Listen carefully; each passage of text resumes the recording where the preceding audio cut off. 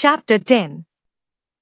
In Chapter 10, Zakir arrives at Shiraz amidst the tumult of slogans and flying bricks, joining Irfan and Afzal. They discuss the return of Salamat and Ajmal, who appear to have converted to Islam. With a serious demeanor, Afzal recounts a story about Baba Farid and poses a metaphorical question about whether to drink the goat's milk or eat its meat, hinting at whether they should exploit this situation or let it play out.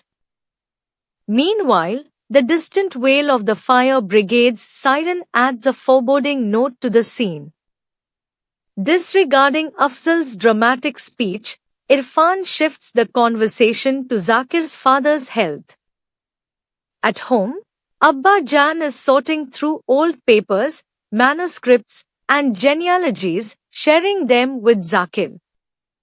He reflects on his own mortality, mentioning the ongoing troubles in Pakistan, and expresses a sense of melancholy. Abba Jan then entrusts Zakir with various items, including ancient prayers, a remedy for colic, and keys to a house. As Abba Jan describes the keys as a trust and a reminder of the earth's kindness, he suddenly experiences pain, hinting at a deeper ailment. Abba Jan indicates that Hazrat Ali has arrived and asks Zakir to recite a prayer for the Prophet. In a poignant moment, Abba Jan's condition deteriorates further, and he eventually passes away. Ammi, devastated, covers his lifeless body with a sheet, while Zakir, in a daze, is asked to recite a prayer. The chapter unfolds with a blend of humor, reflections on life's uncertainties, and the emotional gravity of Abba Jan's passing. The narrative unfolds with emotional exchanges and reflections on the passing of Zakir's father. Afzal and Irfan share heartfelt sentiments, describing him as a virtuous and innocent man. Afzal's emotional embrace and Irfan's sober acknowledgement reveal their deep respect for the deceased. The conversation takes a somber turn as Afzal recounts the death of his grandmother, drawing a parallel to Zakir's father's passing and underscoring the inevitability of death. The tone fluctuates between poignant moments and Afzal's characteristic humor as he shares his grandmother's final request to return home. Khwaja Sahib, another character, expresses his grief over the return of Salamat and Ajmal, noting that their nature remains unchanged despite their newfound religious practices.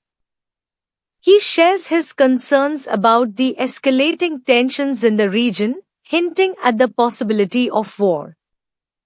Amidst these discussions, Zakir receives a letter from Surender in India.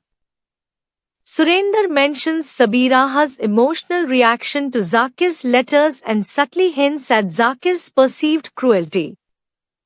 This revelation leads Zakir to reflect on his actions and their impact. The narrative takes a poignant turn as Zakir receives condolences and visits his father's grave. He symbolically lights candles and tends to the settled earth around the grave.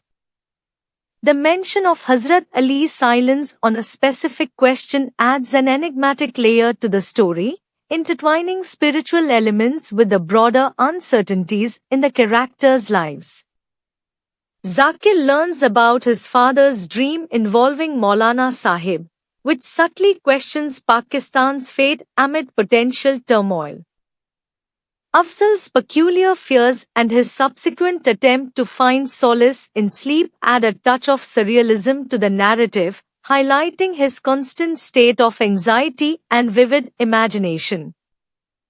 As the characters navigate grief, spiritual reflections, and apprehensions about the future, the narrative delves into the multifaceted experiences and perspectives within the context of post-partition Pakistan.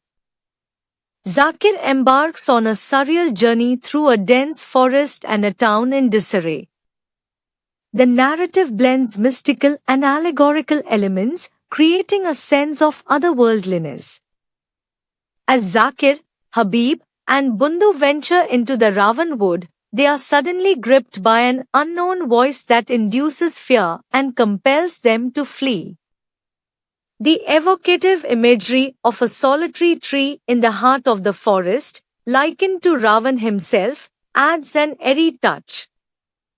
The mysterious voice acts as a catalyst for their swift retreat, transforming their journey back into a surreal and disorienting experience. The narrative then abruptly shifts to Zakir awakening from what seems to be a dream. This transition blurs the lines between reality and the dream state, emphasizing the dream's impact on Zakir's thoughts and emotions. The mention of Afzal's snoring and Zakir's contemplation on sleeping for 700 years introduces a humorous element amid the dreamlike atmosphere. Zakir's contemplations on the changing times and his longing for a deep slumber, shielded from the unsettling transformations around him, underscore a feeling of alienation and weariness. The forest imagery and the encounter with the mysterious man on a hillock enhance the dream's surreal quality. The narrative then shifts to a vivid depiction of a town in chaos, drawing parallels between the town's fate and the protagonist's inner turmoil. The mention of a yogi with a white snake emerging from his mouth adds mystical and symbolic layers to the dream. The dream climaxes with an ominous image of ocean waves engulfing the town, symbolizing a destructive force overwhelming its once peaceful existence. The dream sequence is replete with symbolism, metaphor, and allegory, inviting interpretation on multiple levels. It provides Zakir a way to wrestle with existential questions, reflecting his internal conflicts and the uncertainties of the world around him. The dream's enigmatic nature deepens the narrative, allowing readers to delve into its symbolic meanings and implications.